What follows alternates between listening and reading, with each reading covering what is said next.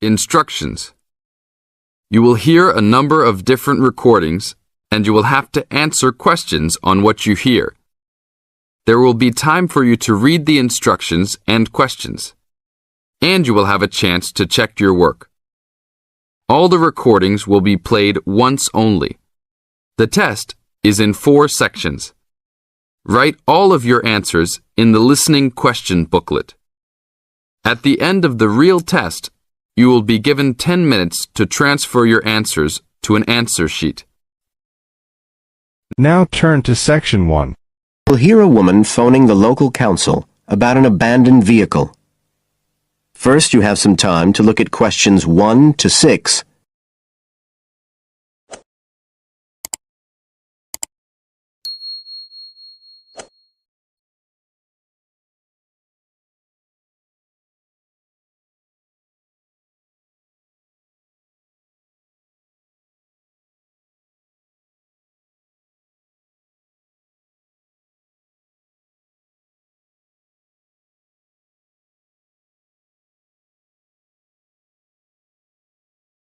Now we shall begin.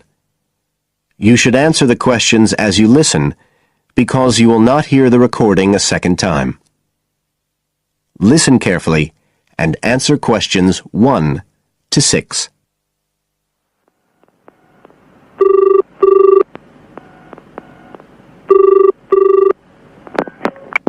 Environmental Health Department, Paul speaking. Oh, hello. I wanted to report a vehicle that's been left parked near where I live. I think it's been abandoned. I wondered if the council could arrange to get it towed away. Have I got through to the right department? Yes, you have. If I could just take a few details. Your name, please? Mrs. Shepherd. Thank you. It's not my vehicle, though. I just thought someone ought to report it. No, that's fine. What I need to do is take some details first, then we can decide what to do about the problem. Oh, I see. So the next thing I need to know is your address. Right, it's 41 Lower Green Street, Yes? Barrowdale. And the postcode's WH4 5JP. Fine. And if I could just ask for a telephone number. It's 01778 552387. I'm out quite a lot, but you can just leave a message on the answer phone if you need to. Or I could give you my mobile number. That's all right, don't worry.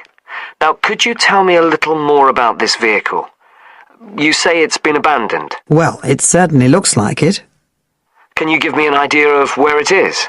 Yes, it's near the main road that goes through Barrowdale. Is that the A69?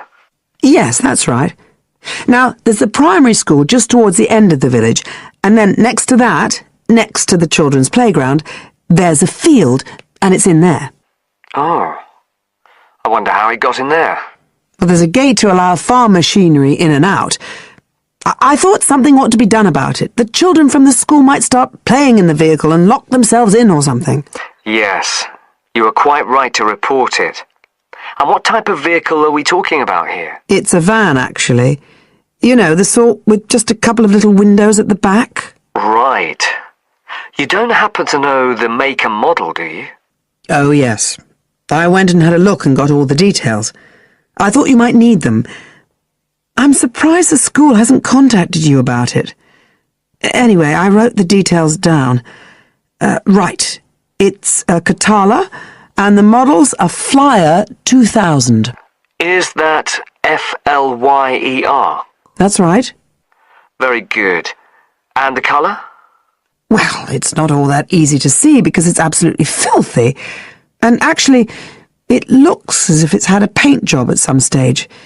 It's blue, but you can just see white underneath where it's been scratched. Right. Well, I'll just make a note of the present colour, and if you could just tell me the vehicle number. Did you make a note of that? Oh, yes. It's S322GEC. Okay. Before you hear the rest of the conversation, you have some time to look at questions 7 to 10.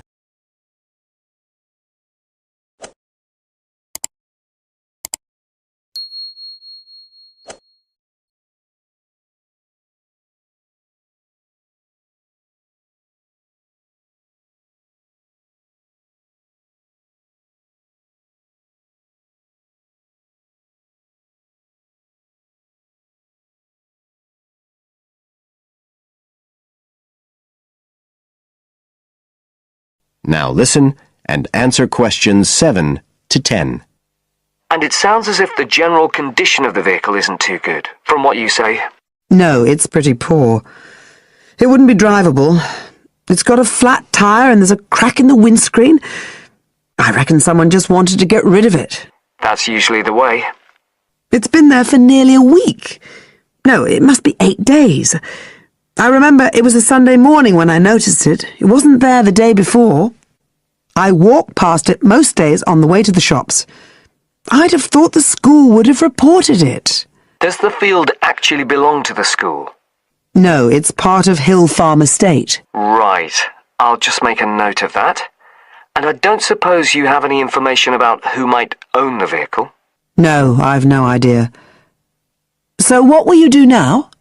Well, we'll come and have a look and see if we can trace the owner. And if we can't, the vehicle will be removed as rapidly as the law permits.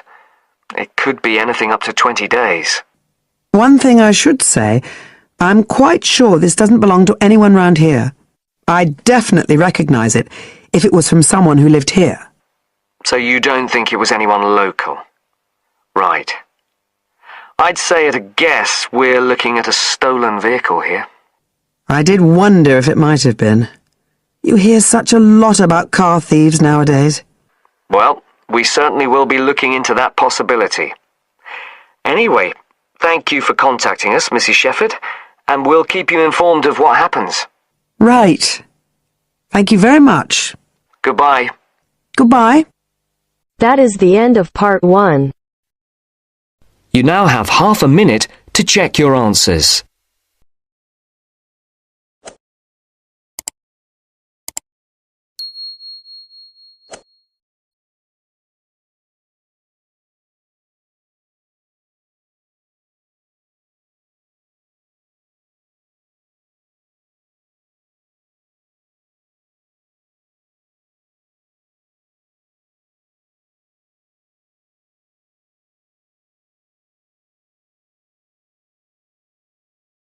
Now turn to Section 2.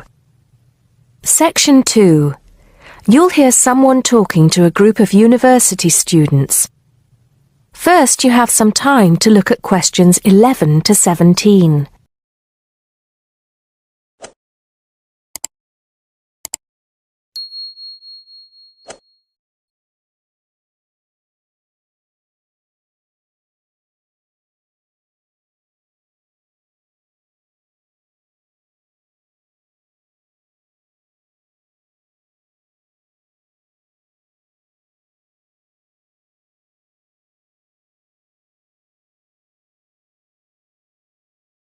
Now listen carefully and answer questions 11 to 17.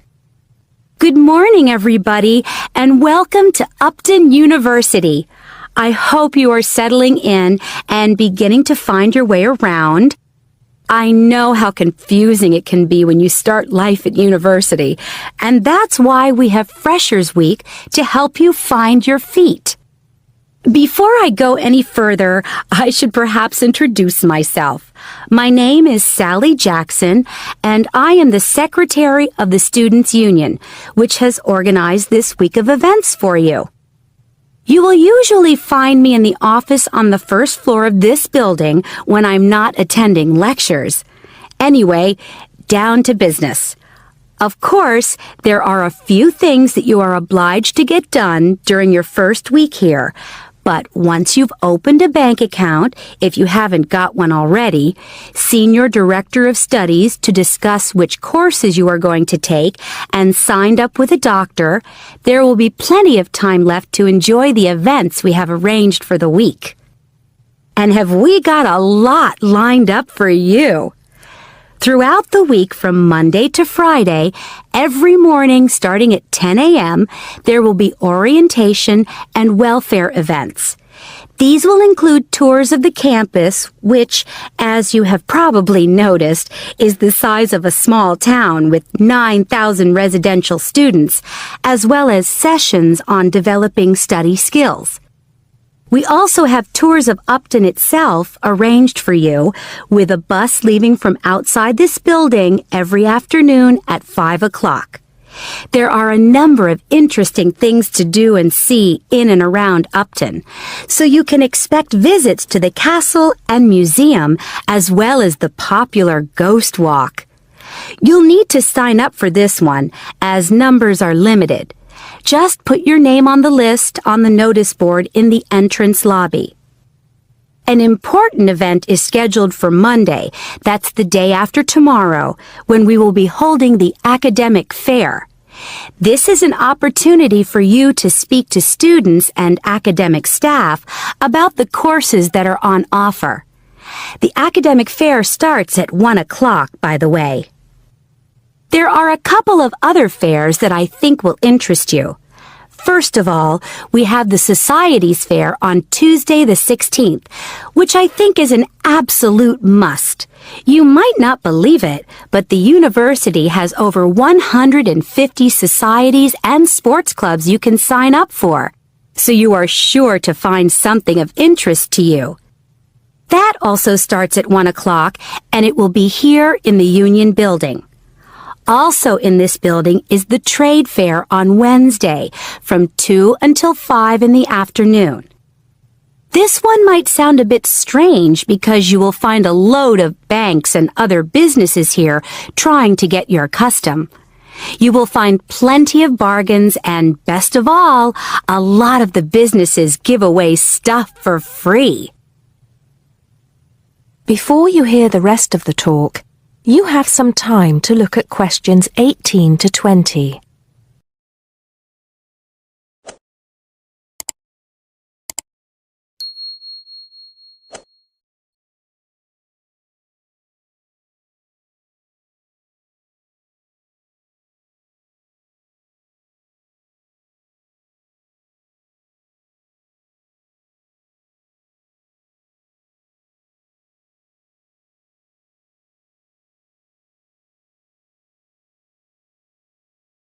Now listen and answer questions 18 to 20. We've also got a great entertainment program lined up for you, starting tonight with our welcoming party. We have a top band lined up for your entertainment, but I'm not allowed to say who they are. All I can say is that I am sure you will not be disappointed. So come along to Blackmore Hall at 9 o'clock this evening to get your university experience off to a flying start. Just one point. I'm afraid this event is limited to freshers only. Because of space restrictions, you can't bring a friend tonight. Sorry about that. There's more fun and games on Monday in the Cotswold Theater here on campus. We have booked two of the cleverest comedians in the country, Paul Frazier and Jenny Brown, for a 3-hour show. Paul has assured us that he and Jenny have packed the show with new material, and as they always get rave reviews for their shows, I think we can look forward to an evening of great entertainment. That's in the Cotswold Theater on Monday evening at 7:30. Moving along a bit, on Thursday, there is an important date for your diaries. This is the official Freshers Opening Ceremony, when the Dean welcomes you to Upton University. So remember, Thursday the 18th from 2:30 to 3:30 in Blackmore Hall. You certainly should go to this one, and by the way, light refreshments will be available. At the end of the week, on Saturday, you have the chance to dress up in your smartest evening wear for the official Freshers' Ball. Actually, although it's called a ball, it is quite a relaxed affair, so we are more than happy if you turn up wearing jeans and a t-shirt. The important thing is to relax and enjoy yourselves. Time and place are the same as for this evening's party. Blackmore Hall from 9 in the evening to 3 o'clock in the morning. Right. I think I've covered the most important and exciting events we have lined up for you, but there will be plenty of other things going on throughout the week, so remember to check the notice board in the entrance lobby regularly. Enjoy the rest of the day, and I look forward to meeting as many of you as possible this evening at the welcoming party. That is the end of section 2. You now have half a minute to check your answers.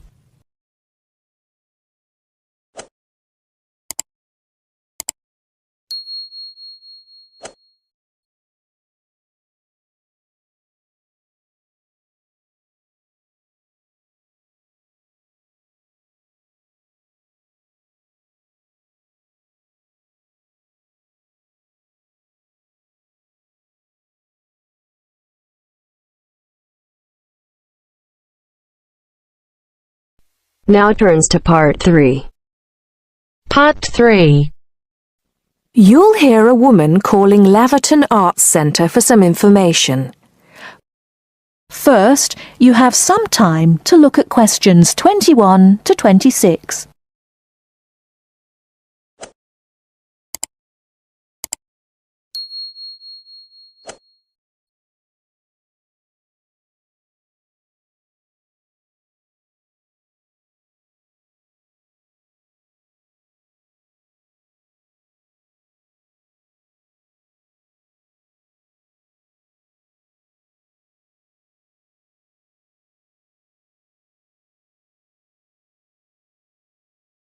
Now listen carefully and answer questions 21 to 26. Laverton Arts Centre. How can I help you? Hello. I've been to the Arts Centre a few times recently, and I understand you have this scheme for regular visitors. The Friends of Laverton Arts Centre. Yes, that's right. I wonder if you could tell me a little about it. I mean, how much it costs and what benefits it offers, things like that. Certainly. Well, first of all, the good news is that we've recently changed the scheme. It used to cost £15 a year, but now it's free. All you have to do is fill in an application form. You can either come to the Arts Centre and do that here, or you can go to our website and apply online. And so what are the benefits of joining? There are actually quite a few. As a friend of Laverton Arts Centre, you'll receive a newsletter every 3 months with information on all the forthcoming events. That sounds useful. You also get priority booking for shows and concerts in the main theatre. Can you explain how that works exactly? Yes. What that means is that when tickets go on sale, for the first 2 days they're only available to friends of the Arts Centre. So, as long as you book early, you can make sure you get seats. Great! Do you ever offer discounts to friends of the centre? Under the old system, when you had to pay to be a member, we did. Under the new system, there won't be any discounts for shows in the main theatre or films at the Arts Cinema. Having said that, we will be offering some discounts to members for performances in the small theatre. There'll be information about this in each issue of the newsletter. I suppose I can find that information online as well, can I? Absolutely. Actually, we're redoing our website at the moment. Right now, there actually isn't a special section for Friends of the Arts Centre on the website. Once the site's been redesigned, there will be. You'll be able to put in your username and password and enter a special section just for you. It sounds excellent. Are there any requirements, though? I mean, as a member, do I have to do anything? Yes, sorry, I forgot to mention that. There are no formal requirements at all, though obviously we have this scheme to encourage people to attend events here regularly. So, we ask that you attend at least 4 events a year, whatever they are, if you possibly can. Nobody's going to count, though, and it's totally up to you. That sounds fair enough.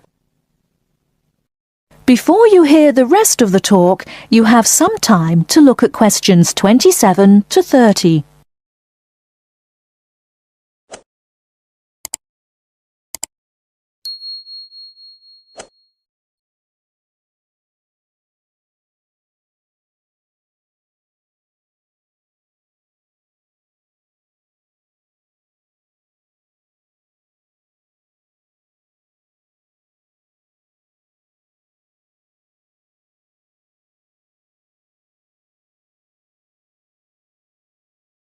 Now listen and answer questions 27 to 30.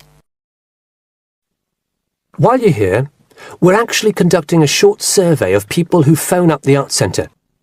Would you mind if I asked you a few questions? It'll only take a couple of minutes. Sure, no problem. Thanks a lot. So, how many times have you visited Laverton Arts Centre in the last 6 months? Well, I've only lived in the area for the last 4 months, so not that many times. 3, I suppose. Yes, that's right. Fine. And how did you first find out about the Arts Centre? Let me think. Oh, yes, a friend invited me to a concert, and I came with her. Have you ever seen a film at the Arts Cinema here? No, I haven't, to be honest. In fact, until you mentioned it earlier, I didn't realise you even had a cinema. One more question. If we offered a free tour of the Arts Centre, including things such as going backstage to look at the dressing rooms, would you be interested in going on it? Oh, yes, definitely. I think a tour like that would be very interesting. I'd even pay for it. That's great. Thank you very much for your time. Thank you.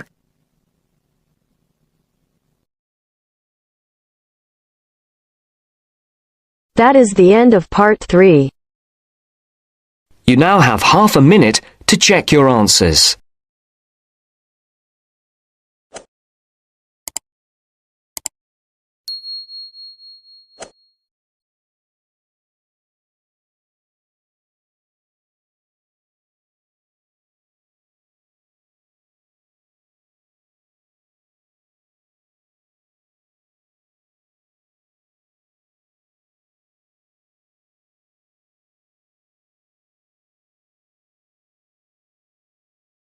Section 4.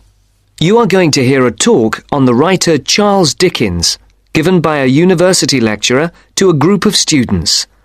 First, look at questions 31 to 35.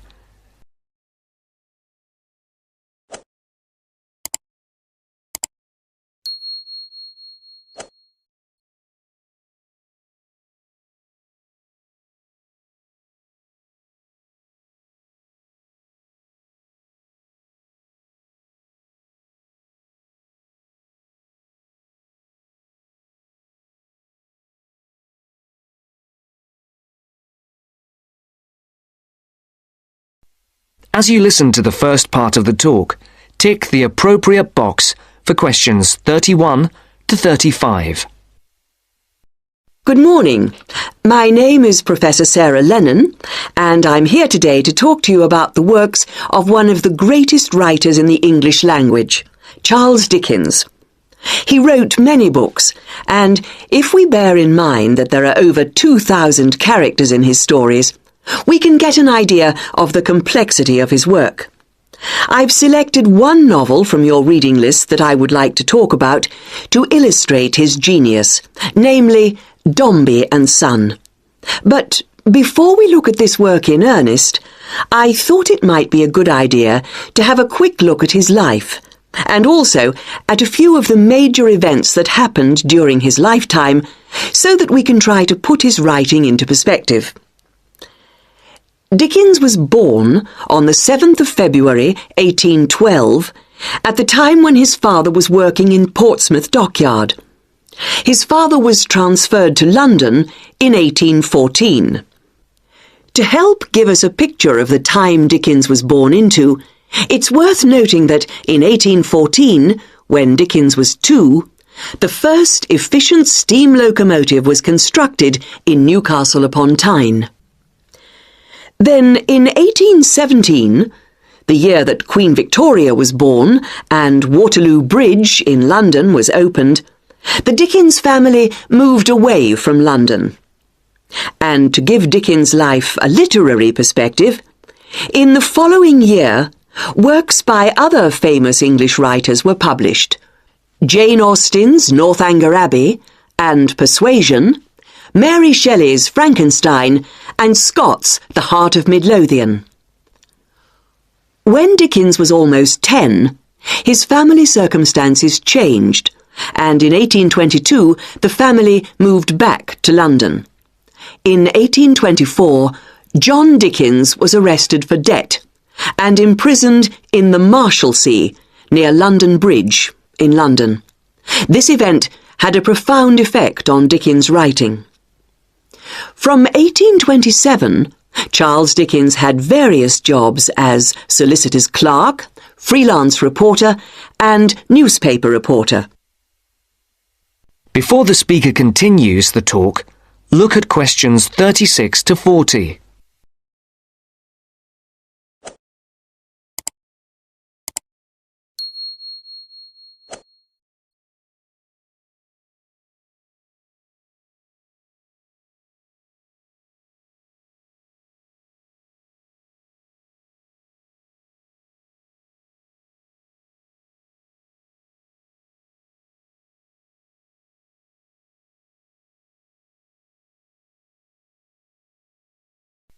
As you listen to the second part of the talk, answer the questions. 36 to 40. In December 1833, Dickens had his first story, A Dinner at Poplar Wall, published in the Monthly Magazine. In the same year, the SS Royal William became the first vessel to cross the Atlantic Ocean by steam alone.